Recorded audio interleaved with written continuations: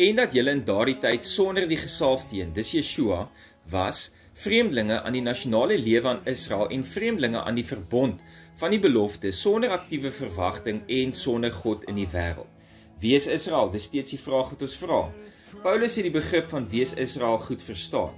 Deur sy briewe wat moeilik is om te verstaan, ja, selfs Petrus bevestig dit in 2 Petrus 3, kan Paulus soms gelowiges verwar.